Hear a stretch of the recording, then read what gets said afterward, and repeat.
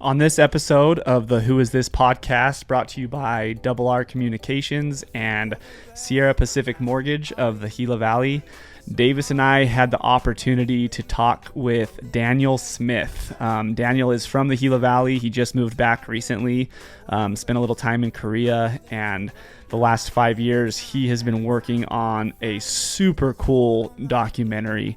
I can honestly say that I have never been more excited to promote something than promoting this documentary. I actually, for the first time, just watched the trailer for it, and I'm hooked. I cannot wait until it comes out. Daniel talks about kind of how this documentary came about, how he got the idea for it, and how he has been working on it for the last 5 years, and he is now in the stage of promoting it, trying to get it out there.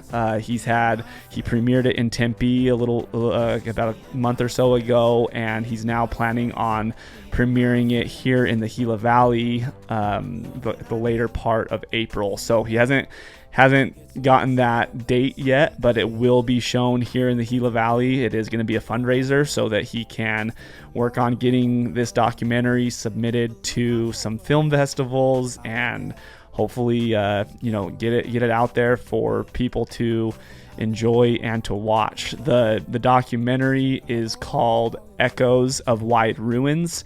Please be on the lookout for information on it for when you can go and watch it. I know we're going to be promoting it. It's something that I cannot wait to watch myself. Just the trailer alone, you can tell it is done the right way. You can find the trailer on his Instagram if you just search Instagram Wide Ruins Doc, and he also has a website, wideruinsdoc.com.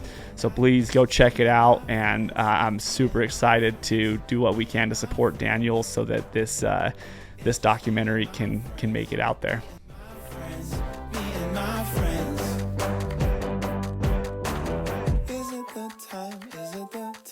Awesome. Well, I am very, very excited for this one. We've been talking about having Daniel on for a long time, but and you didn't even know it.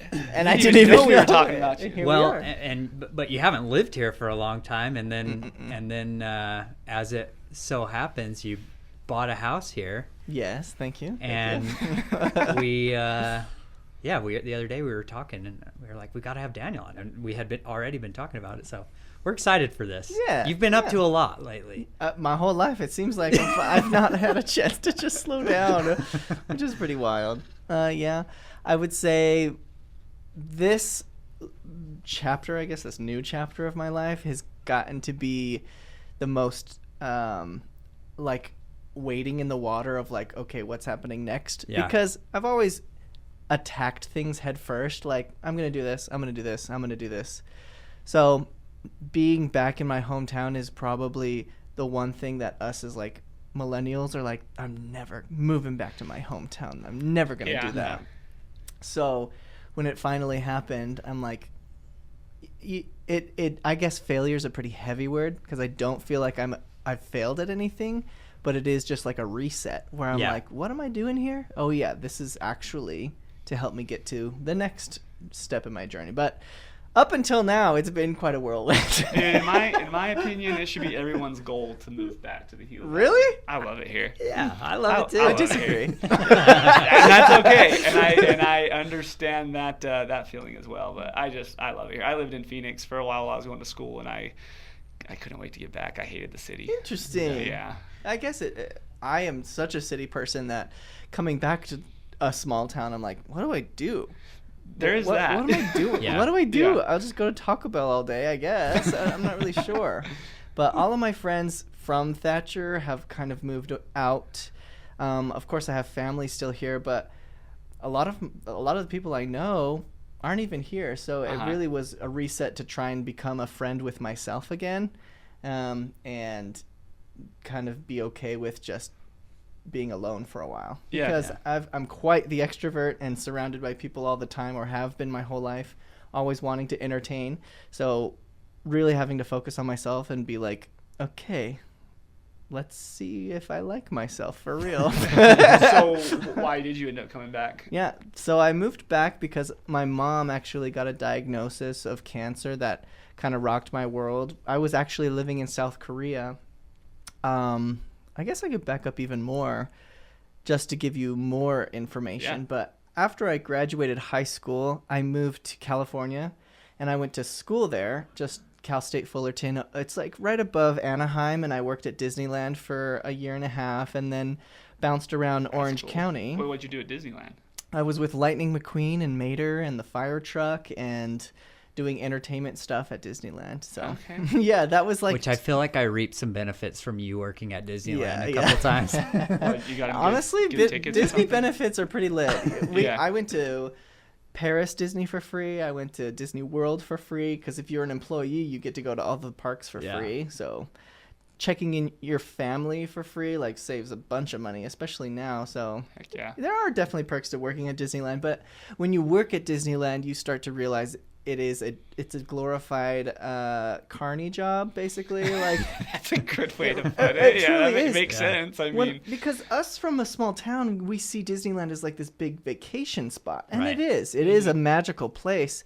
But your coworkers are all high school students. So these kids that are from Anaheim or from California, they graduate high school and they go work at Disneyland, and it's a regular thing for them. It's like, well, you guess you could get a job at the mall or Disneyland. Like those are the places you could probably get a job at the at. mine or Yeah, EA. yeah, the Yeah. mine or the EA, prison. Yeah. Exactly. And that's how it is in Anaheim too, where it's like you're working with these kids who are just graduated from high school, and you're trudging along in your 20s, and you're like, what am I doing here? And it kind of took away the magic of what Disneyland is supposed to be. So I left Disneyland and then moved actually to Los Angeles, which is, 45 minutes out of Anaheim.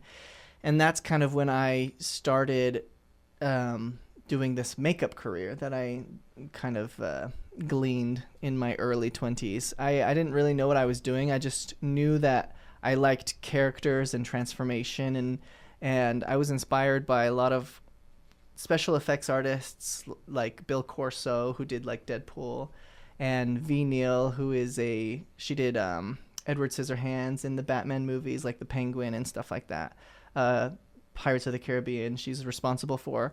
And I would be like, I could do that. Like, I could do characters, I can do transformations. And I remember sitting with a friend in college, because I went to school for theater, for acting. And the makeup class I was so reluctant on taking that. I really was like, I don't want to do that. I'm going to be a famous actor. Someone's going to do my makeup for me. It was pretty pretentious. I was pretty stupid. But taking the class, I realized I excelled at it. And the teacher would challenge me to be like, okay, well, try this, try doing. He would like give me additional things that the class wasn't really responsible for doing. Mm-hmm. And I was like, okay, I'll see if I can up the ante and see how much I can push myself here. And that made me go off on my own and learn more tricks of the trade. And that's when I sat with a friend from college and was like, should I pursue this full time? And this is 2015, 2016, where the makeup world on YouTube was just pretty much in its infancy. I'm not sure how familiar you are with the YouTube beauty world, but it really expanded quite large. It was everywhere, like makeup palette here, new makeup brand there, like new lipstick, new mascara. It was just like a craze. It was everywhere. Everybody wanted to get their hands on the newest, shiniest eyeshadow palette or whatever. So I jumped into that world, but I would always be on kind of the outskirts of that world because I'm doing special effects makeup artistry. Yeah. I'm not really like trying to sell a mascara.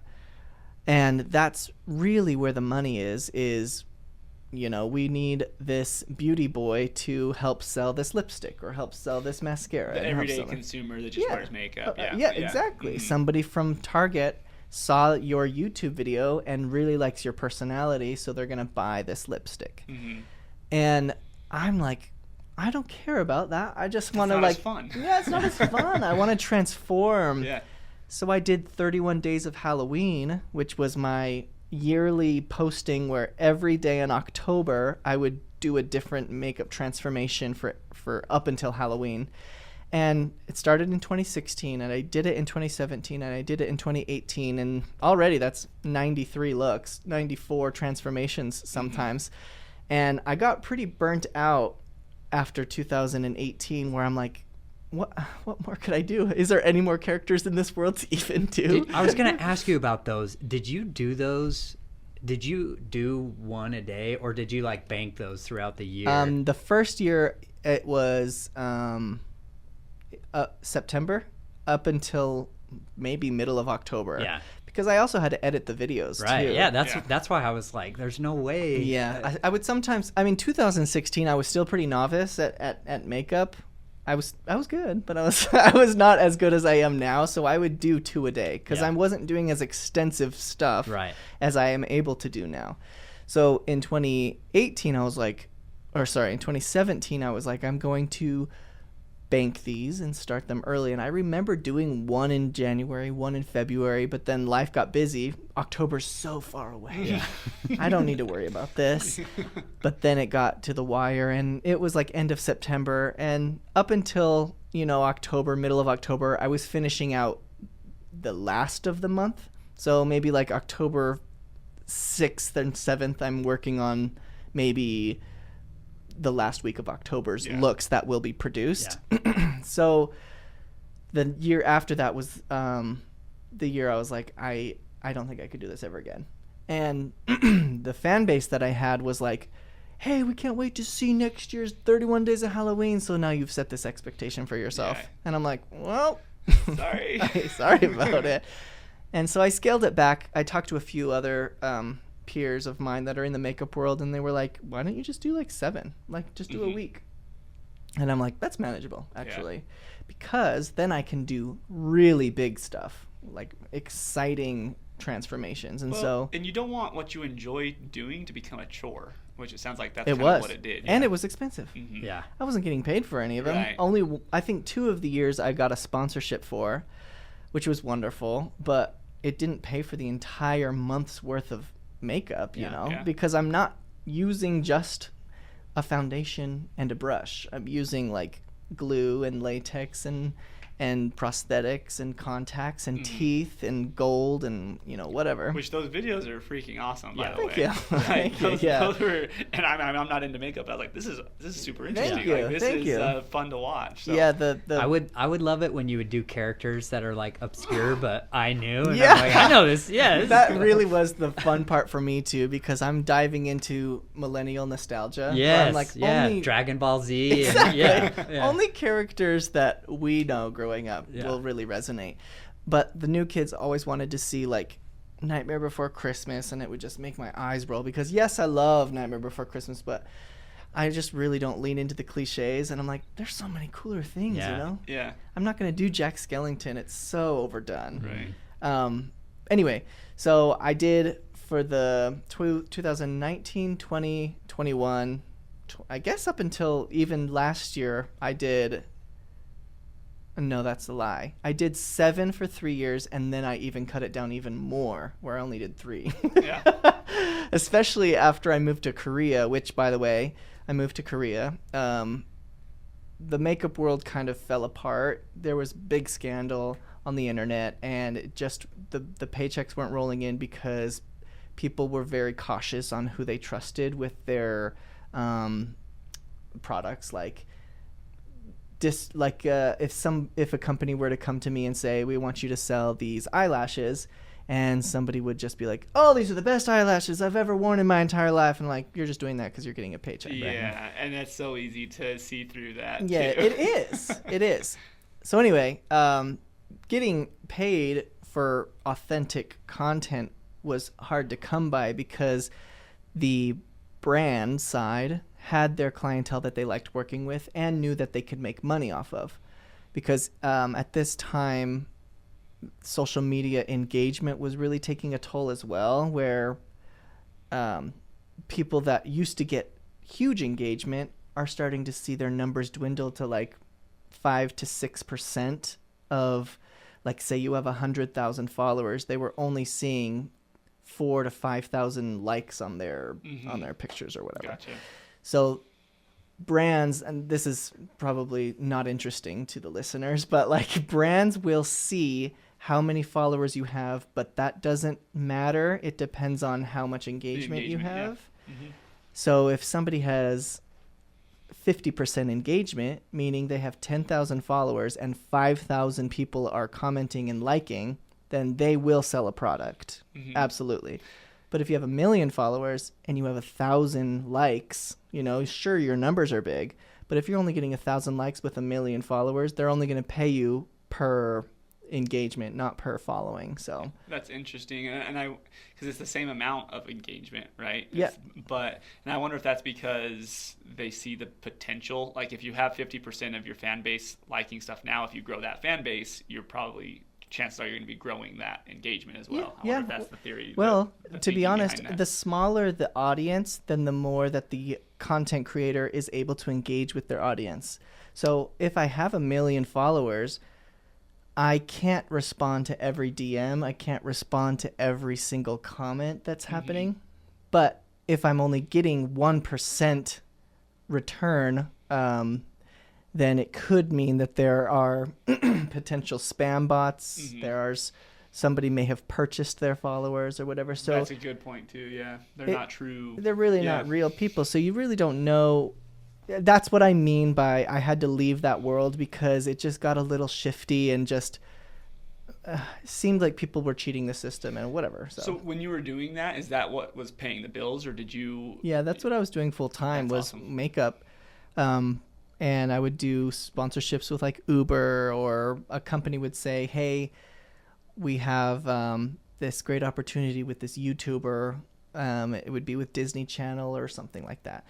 And then whenever I kind of got out of that pool of that world, I started working just with like TikTokers and YouTubers, and that gave me quite an imposter syndrome, if I'm being honest, because these TikTokers who are quite famous, but they're 19 years old, you know? Right. Yeah. I'm going to their houses and there's no contracts. There's no like management team that I'm having to sign with. It really is them texting me, hey, can you transform me into Pennywise? Or, hey, can you transform my friend into a zombie? Or just because they're doing stupid videos for the internet. Yeah. And you go to these houses and they're just these shoebox, like, not shoebox, they're massive. But what I mean is like no style whatsoever, because it's a 19-year-old kid. He doesn't know how to decorate a 4-story house. Well, he doesn't have any life experience. He doesn't even know what he likes yet. Yeah. No, he just bought a house because he can. Right. And his parents probably said, you know, buy this house, buy this house. You've got money, buy a house. I don't That's know a good if investment. I don't know if that's necessarily an age thing, because I couldn't style a 4,000 square foot house myself. I have a wife for that. She's really good at it. But anyways, so I think that's both. I mean, that's true, where these kids haven't been able to find their own style either, because they became so famous on TikTok at so young. I mean, some of them probably didn't even graduate high school because they got so famous so quickly. Right. But anyway, were they when they were reaching out to you for jobs? Were they trustworthy? Like, could you? I didn't know who they were. Was that scary? No, because I would see them, like, say I get a message from somebody who is TikTok famous, who I don't know, because I am a 31-year-old man who really does not engage with 19-year-old kids, right? Because it's insane. Yeah, exactly. So I'm getting this message from this kid, and he's saying, hey, my friend wants to transform to Pennywise for his birthday or whatever, and we want to make a TikTok video about it. I'd be like, sure, this is my rate, and this is how much it costs, and this is how much the products cost. So like, I'll charge a kit fee to replenish the products that I use, just like a regular client.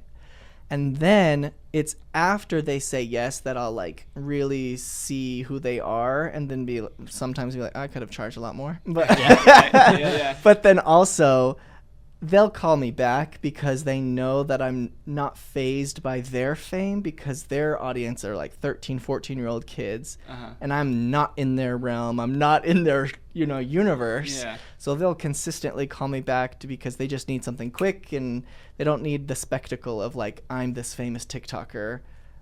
I just need somebody to do a job and then leave, you know? So Anyway, did I answer your question? Yeah, no, 100%. Okay, so I was doing that for a while, and then when the pandemic hit, wasn't able to touch anybody's face. I wasn't able to do anything. So I was like, oh, crap, what am I going to do now?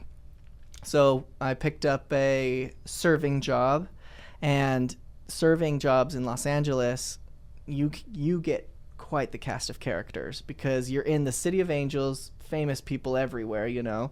And I was working at a very prestigious restaurant. It's quite. It was awful, actually. It was infamous. It really was infamous. But the people that went to that restaurant were pretty acclaimed. What was awful about it? The management was pretty miserable. The manager actually was from Morenci. Surprisingly. Whoa, no way. I think that's why I got the job too, Yeah. because He's like, what? Where you're from? Where? well, I gave him my resume and it said Eastern Arizona College, and he was like, did you go to school there? And I was like, yeah, but why would you know that? You know? Yeah. And he goes, oh, my family's from Morenci, but he moved to Canada when he was like 5 years old or whatever. Interesting. But it's still like he connection. knew Yeah. he knew what EAC was. So then he hired me on the spot, but he was just a miserable human being where he was like, he's the type of person that he thinks he's a comedian, and he like will say jokes. Like, for example, this might be a little racy, but we had somebody there who is from Mexico. He's from Chihuahua, Mexico. Racy's not the right word. It's a bit racist, actually. That's the word I'm looking for. Yeah. He's from Chihuahua, Mexico, and he's lived in Los Angeles his whole life.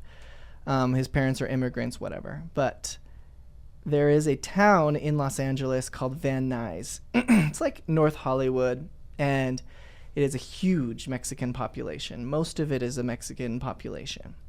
And he said something along the lines of, oh, I went to Chihuahua, Mexico today. Oh, sorry. I mean Van Nuys. God, that place is such a dump. And Danny is sitting in the room, and we're like, he's literally from Chihuahua. And we were like, oh gosh. It was just a little cringy, but he like thinks he's funny. Right. So he's that type of personality. So we had to live with that. We had to entertain these antics. And he's management, about so him. you gotta do your face. He's the general manager. Yeah. He's the general so manager. you gotta laugh at it. You gotta laugh at it. Yeah, brother. And then come to find out, after I left the restaurant, he was stealing from all the servers. So I got a nice paycheck in the mail Ooh, to nice. try and like, they were trying to say, please don't sue us. Here's the money that, you know. But whatever. There was already all sorts of Was BS he like that was stealing from happening your anyway. tips or what? Yeah, because we got paid cash tips every night. Usually new restaurants, they get paid on their paycheck, but our restaurant got paid in cash. Excuse me. So it was easy for him to just steal from the till jar, you know, and steal Yeah. cash. Anyway, that's besides the point. I had to start serving tables because I wasn't able to pursue makeup any longer. Mm-hmm. And in that lull of my career, I was like, you know what? I've got to do something else with my life now. And my dad and my mom, as wonderful as they are, they were like, well, you have a degree. Why don't you get a real job? What's your degree in? Theater. Oh yeah. Well, you said like, that. Sorry. And just those are the worst things that you can hear as like a creative person is Yeah. get a real job. You know, Right, like yeah. that is something you hear in the back of your head of like, be a doctor, be a lawyer, get a real job, get a real job. And my whole life I've been freelance doing creative work since graduating. And it's not ill-mannered at all. It really is like, hey, we're concerned. Why don't you use your degree and do something with your life? Basically. And so I was like, great, sure, I will do that. Jobs with theater degree, please, Yeah. .com. And I found this job online that said musical creation in South Korea. And I was like, this is suspicious. And so Hold on. As soon as you told your parents South Korea, they're like, backtrack. Yeah. Don't go there. you don't have a degree. You don't even Yeah. have a degree. That backfired. Yeah, exactly. So I went and looked at this company's Instagram page, and it was hokey pokey. Like, it really is just, what in the world is going on? But it was people my age that were creating musicals to help kids learn the English language in South Korea. Okay. So, found out that it's funded by the Korean government, and they pay these foreign what would you call us? Nationals? Actors. Oh, yeah. Yeah, us foreign actors to create shows. And it was from scratch. We had to write the music, write the script, design the costumes, build the sets, design the makeup. Well, way to go finding something that I allowed you know. to use your creative bone, though. Yeah, exactly. That's awesome. So I was like, I'm going to do this. And I contacted somebody that had previously worked there. And they were like, honestly, if you want to travel the world, this is probably the best way to do it, because you get 15 vacation days, you get insurance from the job itself, and being in South Korea, you can go to Japan. It's only like an hour and 30-minute flight. You can go to the Philippines, Thailand, Taiwan. Just all of Asia is at your disposal. And I had previously been to China 4 different times because I taught like a summer English class. And I had been learning the Korean language in COVID. It was just like one of those hobbies you pick up during COVID when you're like, I got nothing else to do. I guess I'll pick up a language. I did not utilize COVID. Yeah, Really? Okay, this is an unpopular opinion, but I loved COVID. I loved being locked down. I loved being alone. I loved just doing absolutely nothing but playing That's Animal interesting Crossing. that you have. Yeah, I would, after the first part of your story, I would assume that you didn't like COVID because it made you No, stop. it was a good. stop doing It what was you a were good doing. reset. But okay, It was that's absolutely a awesome. good reset because I was like really honing in on like what I wanted to do. Mhm. And I'll bring up COVID a little later because that kind of bleeds into my documentary as well. But in South Korea, I designed 3 different musicals for the government, and we toured around the country itself, and that was like a really wonderful experience living in a foreign country because I had to really kind of, not that I didn't have responsibility of myself, but if I needed something done, I couldn't just ask my neighbor or ask, my parents like, hey, what would you recommend for this or this or this? Because this is a truly different nation and they don't speak English, so I have to figure stuff out on my own. Yeah. So I bought a car in South Korea. Really? Yeah, I did. I bought a car in South Korea. We lived 15 minutes from the North Korean border, which of course frightened my parents, but it's actually the most secure border probably on the planet. So it was no issue there. And it was kind of exciting, actually. You would hear sirens sometimes from their side and stuff like that. What's going on? Yeah, literally what's going on. If you go to the DMZ area, you can see people walking around in North Korea, and you're like, this is so interesting to me. Yeah. But anyway, I bought a car because... Was it common for where you live for people to have cars and drive? Is that... Yeah. Okay. So we 'Cause lived... I'll interject here. Yeah. I was your brother's roommate in college, Yeah. and we had a Korean roommate. Where was he from? Do you remember? Yeah, he was Korea. from... No, just- Mhm. sorry. Seoul or Busan? No, I'm like your funny keep naming cities. manager. Keep naming cities, I'll tell you. Coming in with quips. He was in what? Keep naming cities, and I'll tell you. Daejeon. No. Incheon. He might be from Seoul, just like a suburb Maybe of he was Seoul. from Seoul. Majority of the people live in Seoul. Yeah. I mean, Busan and Seoul are going to be the biggest hubs of people. But okay. if he's probably from the was Seoul, if he's yeah. from the countryside, it's going to be a rare occurrence. But anyway, we lived about an hour from Seoul, so there's no subway. It's only a bus to get to Seoul from where I was at. So I'm Well, like, the reason I ask is because he was from a big city, and I don't think where he lived, it was. Common needed for a car? people. Yeah. I would say that if you live in Seoul, you definitely don't need a car Yeah. because the whole world is there. Right. And Seoul is probably one of the best places I've ever been in my life. Okay. It is such a beautiful city. And Korean people are like legit when it comes to kindness, minding your own business, looking their best. Like, I could go into it, but like Korean culture is just lit. It's really lit. It's wonderful. People dress to impress. They don't smell bad. They're not ugly. there. I'm understanding more and more why you're not a huge fan of the Gila Valley. Yeah, exactly. Just kidding. But it truly, like, everyone's walking. Everyone's in shape. It's just, I could go on and on. Like, it really is just the best. Another really cool thing about Korean culture is there's this thing in the Korean language called nunchi, which is basically being aware of everything around you.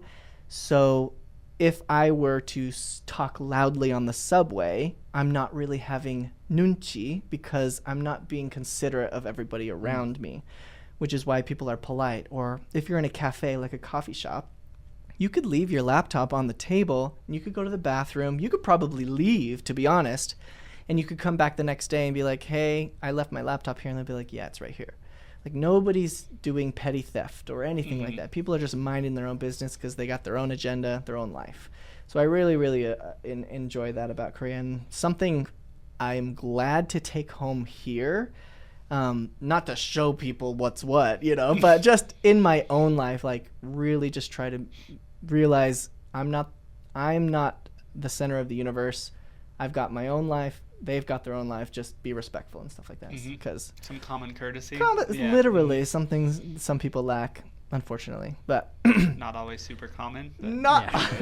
You know what? We should call it uncommon courtesy. Uncommon courtesy. That's, wow. You said thank you. That's quite an uncommon courtesy. I really appreciate that. Yeah, that is what it should be called. It's quite awful. Yeah. Okay, so in Korea, get a phone call. Not a phone call, I get a text probably, but my mom's cancer diagnosis kind of shook my world, and I was like, I'm across the entire planet. Yeah. What am I supposed to do?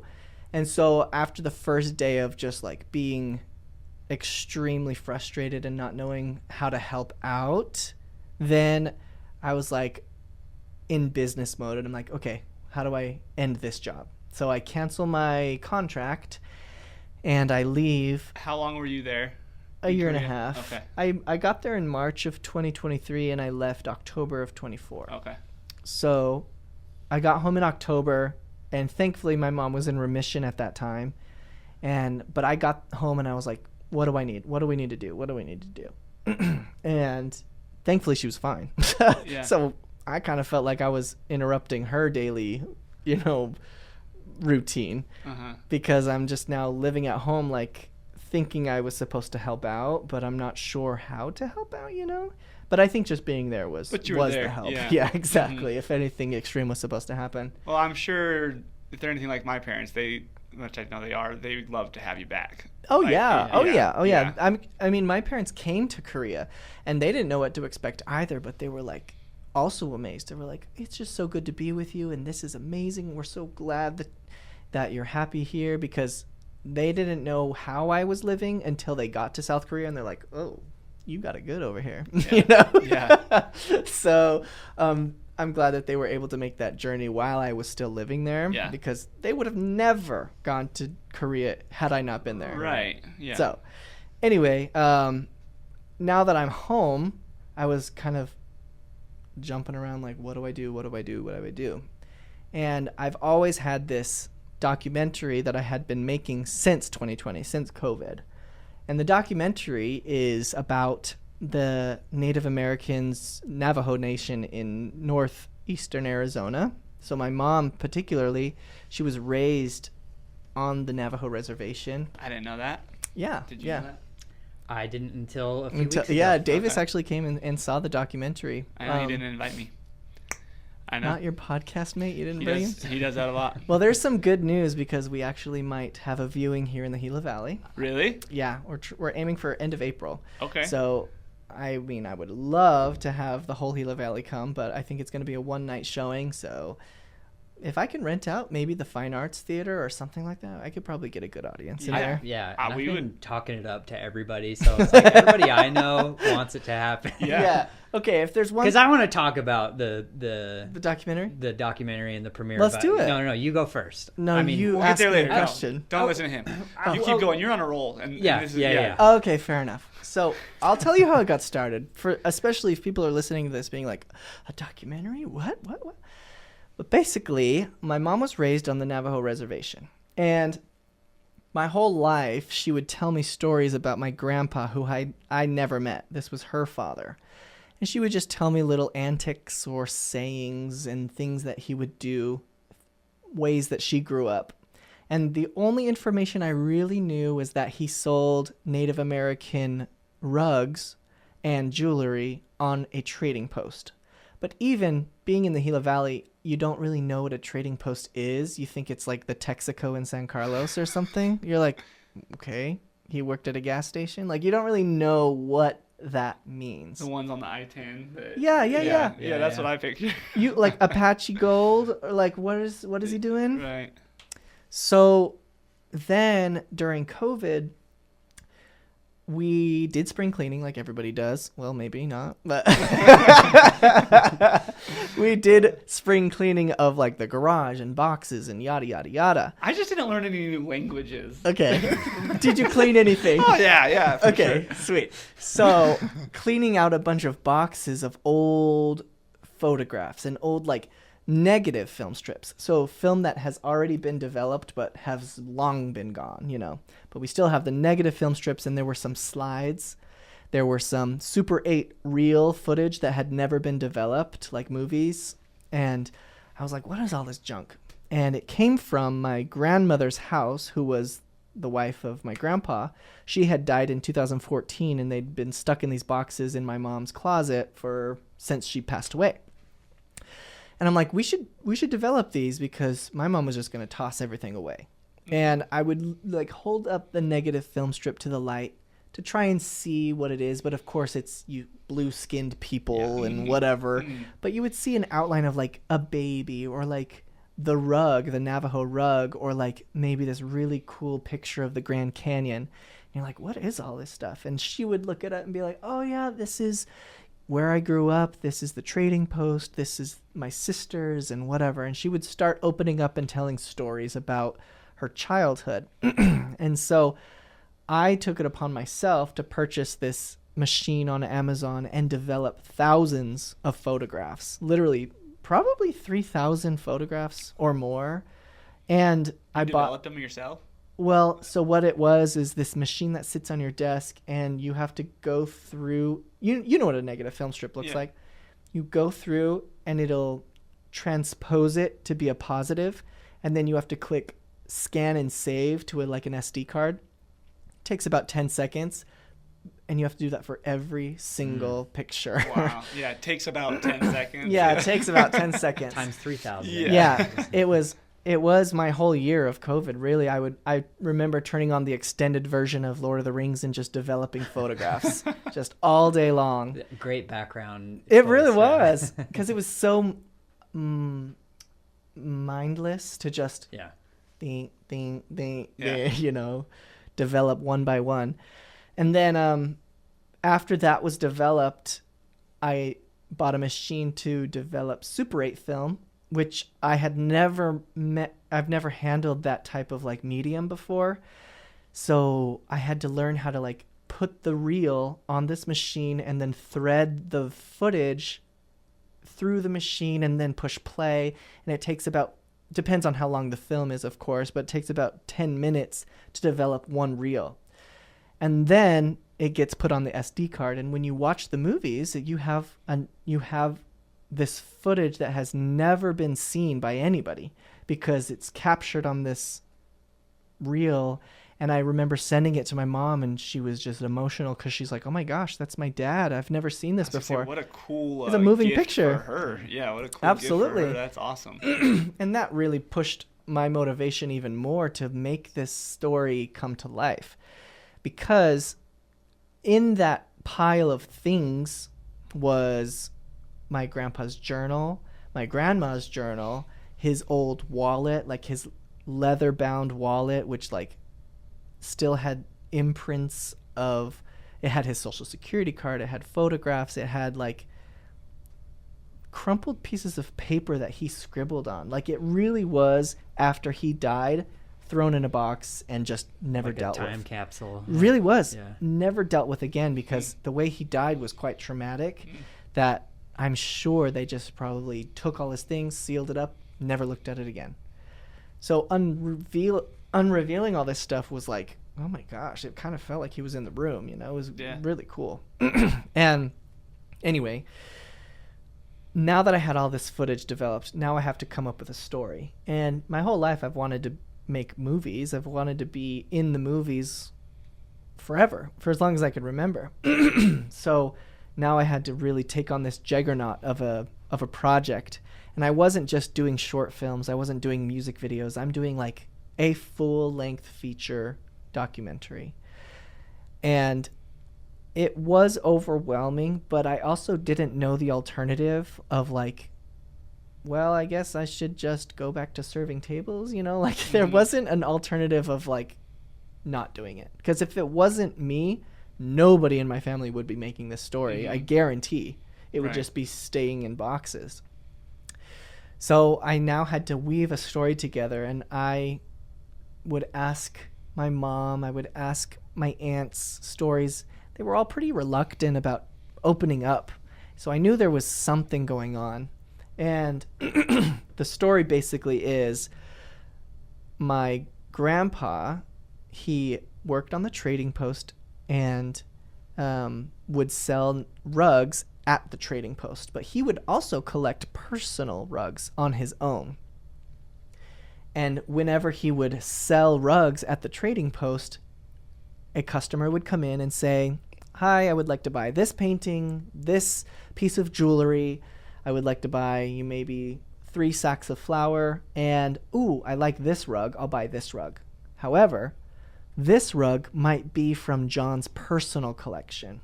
So when he totals up the cost of goods, this stuff belongs to the trading post, but this rug belongs to him.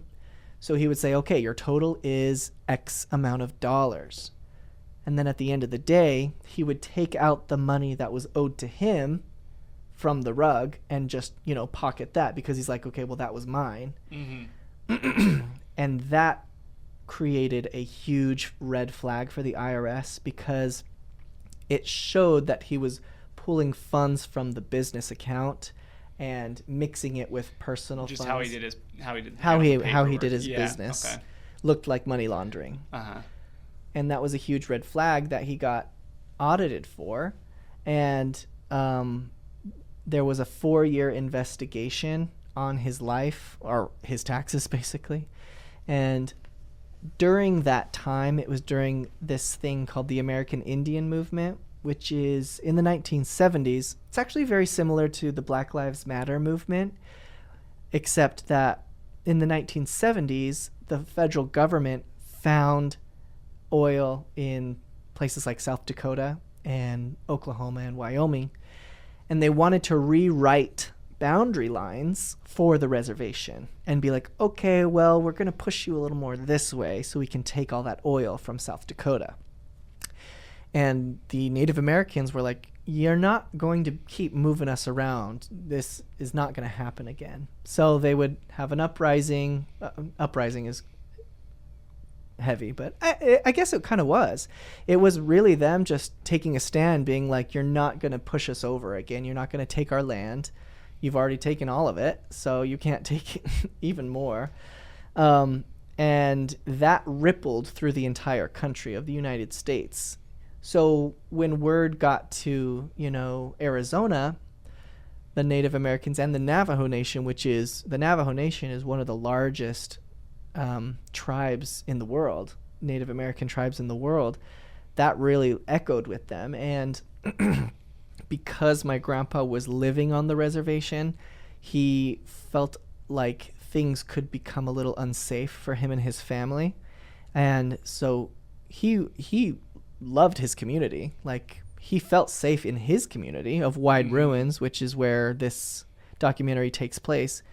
But who's to say that someone might get a crazy idea and do something dangerous, to him and his family, because he's a white man living on Native American land.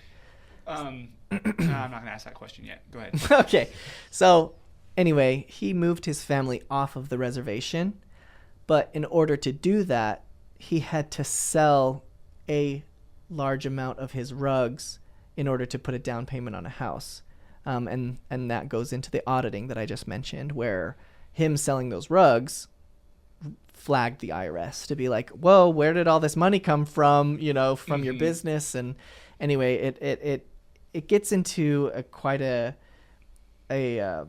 rough spot with my family because my grandpa ended up passing away, and my mom was only a teenager when it happened.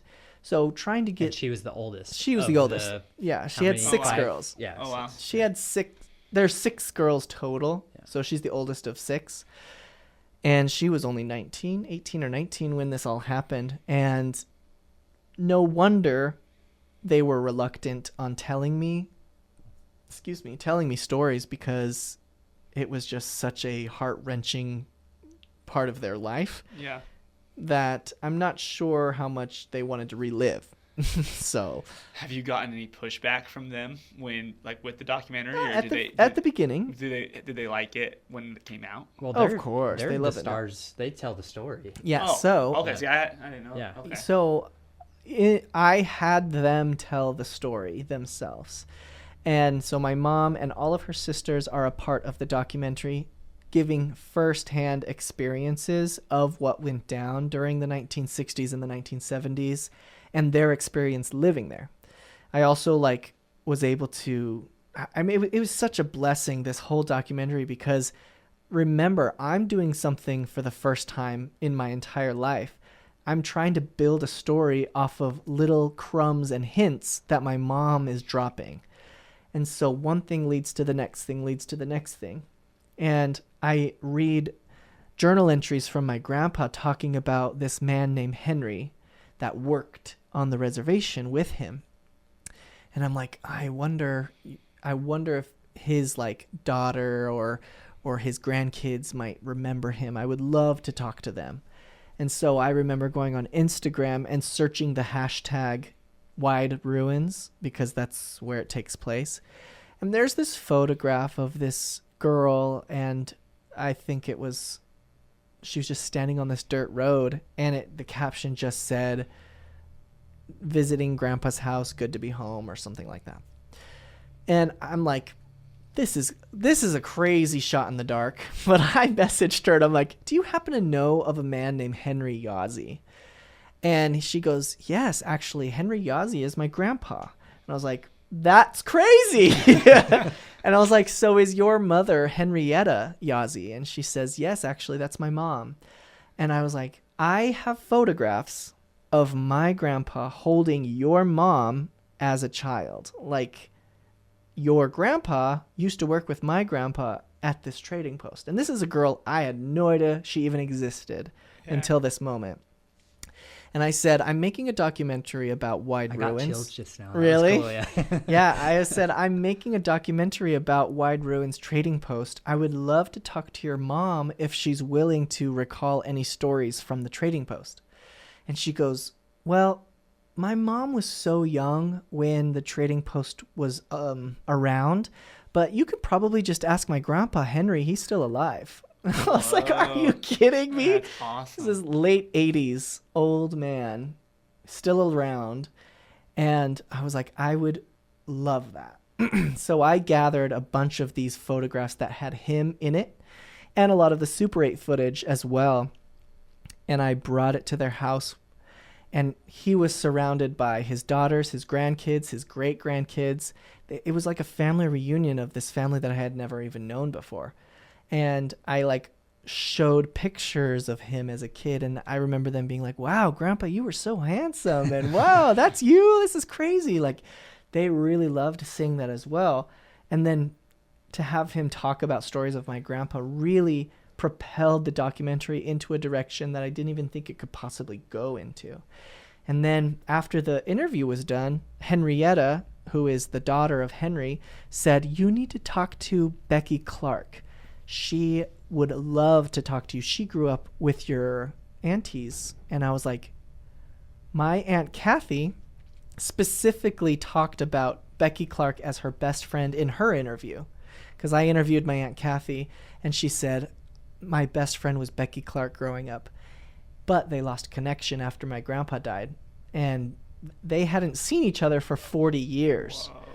So when I reached out to Becky Clark, I was like, do you think I could bring Kathy with me? And she's like, oh my gosh, I would love that. I haven't seen her for 40 years. And I went to her house and I brought Kathy with me, and they sat side by side. And when Becky gave her interview, she was just reminiscing on old stories and having just this wonderful, heartfelt connection that it just felt like, a high school reunion to them, where it was like, we haven't seen each other since we were children. And now we finally get back together because of this movie that's coming together. And so I'm not going to take credit for anything like that, but it felt like this movie has to happen for those types of moments to happen, because regardless if the movie ever makes it big, which selfishly I would love it to, but the fact that all of these reunions were happening from all of this trauma was kind of the most rewarding part of it, is all of these people finally seeing each other for the first time in 40 years and being like, remember this, remember this, remember this. And all the memories that they haven't thought of for years. Oh, yeah, that's cool. And we went, unfortunately, Wide Ruins Trading Post, it burned down in the 80s, but some of the bricks and stuff are still standing. So we drove out after Becky's interview, and they would point out, this is where we used to go bobsledding. This is where, the kitchen used to be. This is where we used to throw sticks and build tree houses and all of this stuff. So there were really, really wonderful. It was just good to see them reminisce, and for me to get it on camera as well. There's like so much footage that couldn't even make the documentary because it was just bountiful of things that I was able to discover. Anyway, the documentary is now completed, and it was probably the most fulfilling thing I've ever done in my life. It is. I could talk about it for hours and hours and hours, and it is kind of like a love letter to my family, to be like, look, thank you for letting me do freelance and crazy things for most of my life. Yeah. This is my love letter back to you, to be like, thank you for letting me explore the world. Thank you for letting me be as eccentric as I am. This is what you get for it, know. Sorry, I'm not a lawyer or a doctor. But anyway, moving back to the Gila Valley with the documentary in my hands, it kind of felt like a homecoming for me. I mean, it literally is a homecoming for me, but it felt like a homecoming in the sense of like, I now have this to deliver to you. It's like coming home from war. That's quite extreme, but you know what I mean? Yeah. When you're coming home being like, I've done my duty. I've done what I've needed to do. I won't be staying here for very long. But we still, get it. We get it, yeah. But still, I'm here for a while, and I'm trying to get the documentary shown to the Gila Valley because, I mean, I would say my dad's involved in it. My mom is in it. And I would say that because it has to do with people from the Gila Valley, and it's an interesting story in itself, a lot of people might enjoy it, and I think it would be wonderful to show to everybody. I will say it was fun seeing the documentary because I knew some of the people in it. Mm-hmm. But also, I love documentaries just in general, and I know had I gone on like Amazon and picked this one, from the get-go, you are reeled in. You're the hook. Yeah, you're hooked in the story. I know this is a cool story. And it was done so beautifully. And I will tell you, I got invited to a documentary that Daniel Smith made, and I'm like, okay, what is this? What is this gonna? No, I hope you don't take offense to that. No, of course not. Like, what is this gonna be like? I had no idea what it was about. I had no idea. I knew nothing about it, and by the end, I was laughing and crying, and I just remember thinking like so deeply, like this is so cool that a guy from my little town told this coolest little story from this other little town and made it into this beautiful, beautiful film. And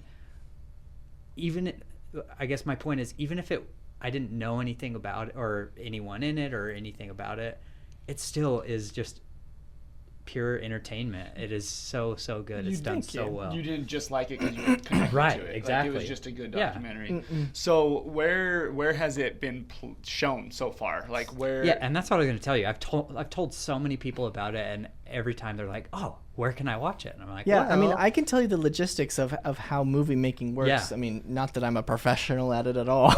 And also, thank if you you for watch this saying that. movie, there is no doubt that you are a Oh, thank professional you. movie maker. Yeah. That was the only bar that I had to set for myself was, if I'm going to make this, it has to be the best. And I thought, like, again, no offense, I thought Daniel Smith made a documentary. This is going to be janky. Oh no! I'm so sorry for thinking that. Yeah, just because you knew me as a kid too. Well, that, and I guess I just had this thought of, like, somebody from my town is making a movie. Yeah. You What know, could it be? How good could it possibly be? Yeah, And totally. It is very evident that you spared no expense. I'm sure. No, I did not. I'm sitting here super jealous that I haven't seen it yet. You hired professional actors. Yeah, I did. Yeah. And that I don't know if the music was made specifically for the movie, but there's music throughout the movie. Are you in it yourself? Yeah, Okay. but I'm not taking a huge role. Right. I'm just curious. mostly like a background actor, but I'm also, you'll hear my voice like repeating a question or something like just. Okay. It's really not that important, but it was expensive. The movie is expensive. Did you fund it yourself? Yeah, of course. 100% I yourself? funded it from being a server. That was the only bright side of having that job, was paying for it. I mean, it's not paid for. It's on a credit card right now. But anyway, I hired professional actors. I had to rent this location, which was such a beautiful location, but it was quite expensive for the whole day. All the actors' fees, the background actors' fees, the editors, a lot of the animations are from Germany. Animations, yeah. Yeah, I had actual like animations in the documentary. There are some motion graphics, like, when you watch a documentary and it zooms into a newspaper article, or there's like clippings and stuff like that. All of that had to be hired out. I found wonderful editors from Germany and Serbia. One lady is from China, a guy from El Salvador as well. So there are people that have been able to help me, because I was going to take it by the reins and do everything. I was going to edit it, do the music, do everything. And then I really sat with myself and was like, I need to learn to ask for help. Delegate. Yeah, exactly. So back to your question of like how movies really happen. After the documentary was made, the intention for this premiere, I had a premiere for the documentary, and that was to help raise money, because it was, like Davis said, it is sparing no expense. It was expensive to make a movie, but all of those expenses came after the fact. All of the post-editing stuff is just expensive, especially the licensing fees. There's a few clips from like NBC and other domains that I don't have permission to use, so I have to license them out. And those, just to give you perspective, it's a minimum of 60 seconds, and each second is $60. So imagine that. 60 times 60 is how much I had to pay for multiple clips, because the clips are only 30 seconds long, but they're charging a minimum of 60. And Getty Images doesn't own just one clip. It has to be from this French company, and then this company, and then this company. So it was just it was a cute chunk of change to get licensing fees for a lot of these pieces of footage. So anyway, the premiere was to help raise money, and after the premiere, I have to send it out to film festivals, because my goal is to sell this documentary so it could be streamed on, whatever streaming service, Netflix, Hulu, what have you. But those don't just happen overnight. And when you talk to the average Joe, they go, hey, where can I watch the movie? Right. When is it going to stream on Hulu or Netflix? And you're like, it's not that easy. I'm trying. Yeah, I'm trying. You have to actually have a purpose on Netflix. And the only way to get a purpose on Netflix is your movie worth it? So sending it to film festivals. If it does well at places that have reputation like South by Southwest or Cannes or,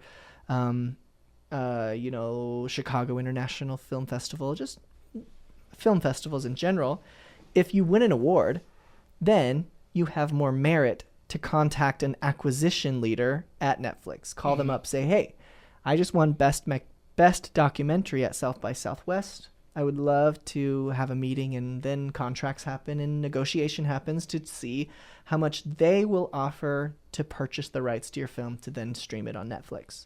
Sure, I can upload it to YouTube, but I'm going to probably make $7, Right. So Right. I would love the world to see it, but it unfortunately has You can't to play be... those cards. You gotta. You have something valuable. You can't invested just, in this. Yeah, you I can't do. just give it to everybody. Yeah, you've got to get a Makes return. perfect sense. I would love to. I would love to show the world the movie because it's the thing I'm most proud of. But I also have to. Can I? You know what you have, yeah. I will say this: had you put it on YouTube, I never would have watched it.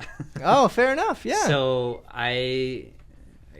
By the way, thank you so much for the invite. Mm-hmm. And I forgive you that for not was inviting.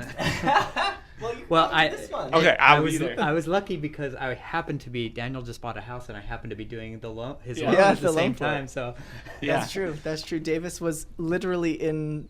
As I was stressing about making this premiere happen, I was also buying a house. So gray hairs everywhere. Maybe buying actually. a house isn't the most stressful thing you'll ever do. Maybe putting a movie on is. No, I would say Yeah. both was quite stressful because he's asking me for previous pay stubs, and I'm like, Davis, I lived in Korea. from South Korea, I yeah. was like, I don't know. But he got the job. Yeah, he sure did. He sure did.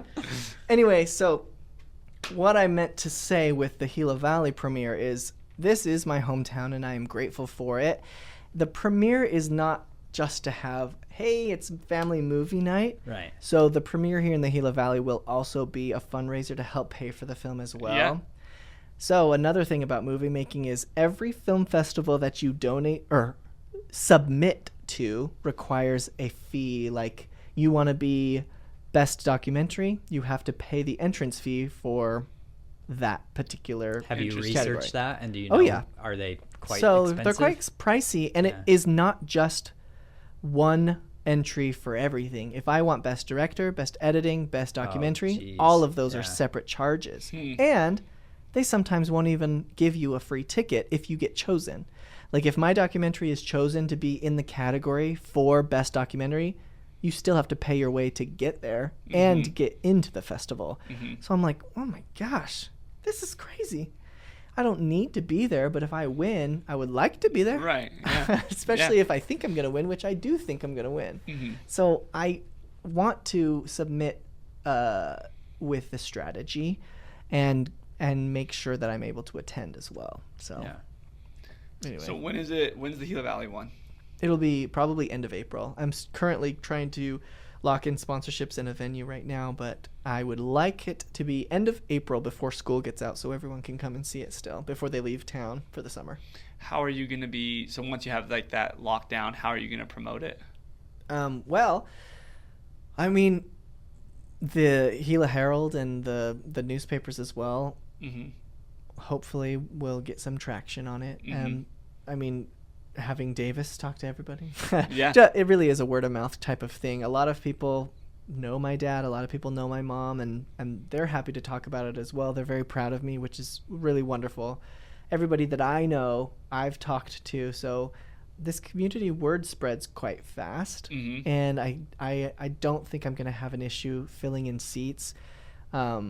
But I would like there to be a really wonderful turnout because seeing everybody from my hometown in the audience it'd just be a surreal moment. Can I like pre-register a seat because I really Yeah. want to see it? Yeah, of Like, course. If people knew how great it is, and I promise you, Daniel, I'm not just saying that. If people know how great it is, it is worth the time to go and watch it in a theater, and also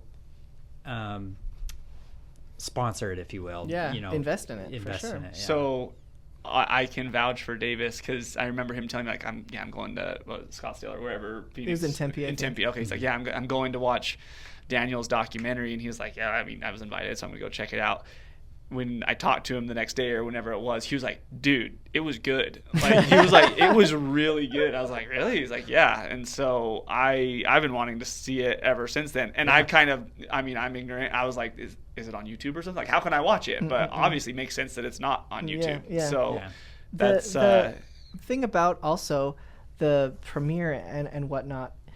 Oh my gosh, I just forgot what I was going to say. That's crazy. That's right. It was right off of what you were saying. Welcome to my brain. True, that was crazy. No, there was something about the Gila Valley premiere that I wanted to say, but alas, oh well. I got you off subject. I was trying to interject because I was like, oh wait, I need to say this, but sorry, man. I forgot. It's okay. I talk too much sometimes. No, I hope that I'm allowed, even though I've already seen it, that I'm allowed to go again. No, yeah, of course. But if you have a seat and I don't, you better let me go. Oh, I remember what I was going to say. Basically, for the people that have not seen or have only heard about it, there is the website, there is the Instagram. Yeah. Like, I'm trying to do as much marketing as I can. Do you have a website and Instagram specifically for the documentary? Yeah, specifically so for it. Is there like a preview on it or anything? There's a trailer. Okay. It has a full theatrical trailer. It's about 3 minutes long. You can watch it. You'll get a gist of what it's about just from the trailer. What's the Instagram? Like, where do we go to find that? It's wideruinsdoc.com. It's the same thing for the Instagram, wideruinsdoc. Okay. It's only the Instagram and the website. But the theatrical trailer's 3 minutes. You'll get a real good chunk of what it's about. And then the Instagram, I share a lot of clips and things because what I've included in the documentary while making this movie, I have reached out to the National Archives of Arizona and New Mexico.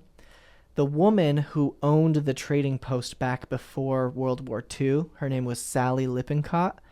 She actually made a documentary back in the 30s. And it had never, ever, ever been developed either. And it was older than Super 8 footage. It was like dusty, crusty old footage sitting in the National Archives of New Mexico. And I remember seeing on the internet that it existed, but it had never been developed. And so I called up and I'm like, please, can I see this somehow? But this is during COVID, so everything's closed. And New Mexico as well. Locked down. Yeah. New Mexico was locked down. And this woman who I'm so eternally grateful for, she's like, we can develop this footage for you, but you'll have to pay for it. I was like, I will literally pay anything. But it is 3 different documentaries, no audio whatsoever, of literal priceless footage of what the trading post looked like before World War II. Wow. And it is really invaluable. And the fact that I have it included in this documentary is just really, I mean, probably, did you recognize any of the old footage? Not really. I mean, it's not as fresh. Now that you say that, if and when I go and watch it again, I'm sure this is what Daniel was talking about. Well, like there are clips of this Native American woman brushing her daughter's hair, and there's like lambs around, and it's just her in the hogan. And then there's this footage of Sally Lippincott walking around the actual house itself. And then there's this thing called the sheep dip, which is where they like have to wash the sheep inside of this trough, basically. And it's using really not like industrial tools, just very things that they just found and made themselves. But all of this is pre-World War II, so it's really interesting to see. And it's in color, which is crazy too. But watching that myself before putting it into the documentary, it's about 3 hours of footage that I'm just like, this is amazing. This is really crazy stuff. And it talks about how Native Americans plow the fields, plant the corn, use the corn for art, use the sand paintings, how they shear the sheep just from start to finish. It was just really priceless stuff. So I've included that in the documentary as well. And thankfully, because of the National Archives in New Mexico making that happen, it would have really hindered the documentary not to have that footage, because I would have to rely on photographs But now that I have actual video footage, it just makes it all that more crystal clear of what these stories, these recollections from my mom and her sisters, what they actually mean. Putting a picture and a video to the stories. So it's really wonderful. That's awesome. Yeah. I'm excited. I want to watch it. And you have a lot more information than I did when I went and watched it. Yeah, you Yeah. really did win going blind. So I wanted to ask you, so this all started from COVID and finding that box of pictures, right? So from that point until the premiere in Tempe, how long did it take you to put it together? 'Cause it seems like you did it pretty 5 quick. years. So Okay. 2020. I guess we are 5 years from Yeah, we're from 5 COVID. years from COVID. Wow. Which So- really went by super fast. But But what kind of time were you investing during during those 5 years? So during 2021 was probably when I was really gung-ho about it, because that's when I was going and doing interviews. Like, I had to do all of the interviews with my aunties first, and then that is what opened up to more interviews with the other people to get their perspective as well. And a lot of dead ends too. I mean, not everything was fruitful. I would reach out to Hubble Trading Post or other trading posts, try and reach out, and some people were pretty much like, I don't want to talk about it, or I don't know, I can't help you. So a lot of dead ends. But moving to Korea, only the tail end of Korea is when I got back on as busy as I was from when I first started, because getting my mom's diagnosis from cancer is when I was like, if there's anything that I will regret in my life is, knock on wood, if something does happen to her and she's not able to see the finished product, because she is in the movie. It's about her life. Right. If she wouldn't be able to see it, that would just be something I live with for the rest of my life. So getting it published and finished was number one priority, even before leaving the country of Korea. I was like, I just got to get this movie done. That's cool. But I would say it was pretty ongoing for the past 5 years. I never really stopped working on it, because after getting all the footage, then I had to clip the footage, edit the footage, talk with the archives, get permissions. Just everything is such a slow process to make a movie, especially by yourself. Yeah. So if I had an editor, if I had a sound engineer, if I had all of these things, I'm sure it would go faster. If I had a budget, it would definitely go faster. But Or not, or lack thereof. yeah, right? lack Yeah. thereof, yeah. I'm just happy you did it the right way, Yeah. because I mean, Thank a lot you. of times, people have great ideas, but then they don't want to put in the work to make it actually a good product. So We talk about that a lot on this podcast, mostly about like business ideas, but it translates to this too. Like Yeah, if there's one thing that I have learned in my life is, if you want to have something done, nobody's going to tell you how. You have to do it yourself. Yeah. And you're the only person that has the vision for that. So sure, you can ask advice, but no one will do it the way you want it to be done unless you do it. yeah, So I am a strong believer in that. and it's gonna be more work, but it's gonna be worth it. Yeah, it is. It is. And I got many suggestions. Many people offered suggestions. Of course you did. Yeah, I'm sure. They're like, you should probably do this. I'm like, no. What? You have no idea what you're talking about. Everybody's an expert. Everyone's an expert. Yeah, exactly. Anyway. Well, it is. Seriously, it's so good, and the fact that it's a great story too. It's not just like a Yeah. documentary about living there. That there's actually a real story Yeah, to it. traumatic It's too. tragic, but it's also like the ending is sad, but it's also happy. Like, well, I should say it's happy and it's also sad. Yeah, but, yeah. It's great. It's driving me crazy that I haven't watched it. You gotta watch it. Yeah, you'll The gotta fact that watch you two it. both have seen it and made it, but yeah, I need to see it. A month. So You'll see it. I will be watching and waiting for that release date. Yeah, and absolutely. I'll buy your first ticket. And if anyone's listening to the podcast and wants to help invest in it, I would be more than grateful for that. Are you honestly. at this premiere? Do you think you'll do the same thing where you'll have? Because at the premiere, I'll mention. I hope you're okay with this. Is you had rugs for sale? Yeah, which there's is gonna be a an huge- auction. I mean, yeah. Yeah, so there's going to be actual items from that time period that I'm going to be selling to help raise money as well. So rugs, Native American art, there's some paintings as well. So yeah, That's cool. Not as much as the first premiere, Right, but yeah. there You still sold will be stuff, stuff. yeah. I did, yeah. I didn't sell everything, so that's great to have Right. this stuff. But I'm hoping to get some people from the Gila Valley to help promote the premiere as well, maybe sponsor the premiere as well, so to get the word out there. Yeah. That's awesome. Thanks. So, Daniel, what's next? What's Yeah, so now, thanks to y'all, I have a house. So my grandma, my other grandmother, on my dad's side, she passed away right before I left for Korea. Literally the month before I left for Korea, my dear Grandma Joy passed away. She was 94, and her house is on Church Street. And I grew up in that house, and when I heard that the family was selling it, it kind of sucked, but I was like, I don't think I could ever afford to buy a house. But then I got to thinking, I was like, you know what? If I can make this work, if I could buy this house, renovate it, make it really my own, put life back into it, I think that this would be a really wonderful investment. So I did. I purchased my grandmother's house, and it is so nostalgic going through everything. It's also a pain in the butt because it is so old that renovation sucks. Like, really, I'm like, I will never buy a house older than 2001, to be honest, ever again in my life. Because this house was made in 1962 is when it was made.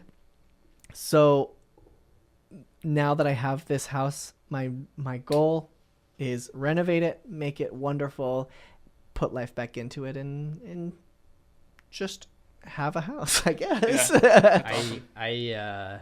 That house, I've never been inside it, but I've always loved like the style. Yeah, the style, the turn of the century, the postmodern or mid-century modern house from the 60s.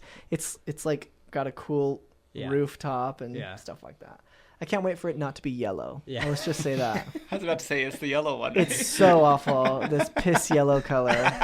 And not just the outside, the inside is yellow too. And I'm like, it's so the style revolting. Is cool, the colors they chose back then. Honestly, there are some things like how we just mentioned, how people love to give suggestions. They're all of a sudden an expert. They're like giving me suggestions of colors or whatever, and I cut down the pecan trees outside the house, and they're like, why'd you cut the trees down? Those are gonna give you nuts and blah blah blah. I'm like, you pick them up then. I don't like them. Yeah. I hate pecan trees. They're so ugly. It's my house. Yeah, exactly. But they were like so appalled that I cut down 2 massive trees, which they were massive. Pecan trees are messy too. They're disgusting. Yeah. And I'm not picking nuts off of the ground. So you're kidding yourself. Yeah. And then just suggestions of colors and stuff like that. I'm like, please stop. I got it. That's awesome. Yeah. Cool. Well, Daniel, thank you so much for doing this. You're welcome. I'll be honest, I was a little nervous asking you. I thought you were going to turn us down, but I'm so glad you agreed. No way. So our last 2 guests have been in the artistic world, I would say. We had Brant Woods on. Brant Woods did it. Yeah, we haven't released his yet. He'll come out next week, and yours will be the week after that. But I'm starting to think you guys are my type of people. Oh, good. It's so easy to talk to you. And not that we haven't had other great guests, but this is... I said last week that Brant's was my favorite episode. This is right. This might be my new one. This has been a great conversation, and really appreciate you. Brant's done some really good stuff in there. You guys both have really cool stories, and that's that's what makes an enjoyable conversation. That's what I was going to mention. Is Brant has done so much for downtown, where I just look at the downtown and I'm like, this is not where I grew up, but this is cool. It's cool. Actually, Adrienne Wakefield is doing a mural in my new house as well. Like Gucci.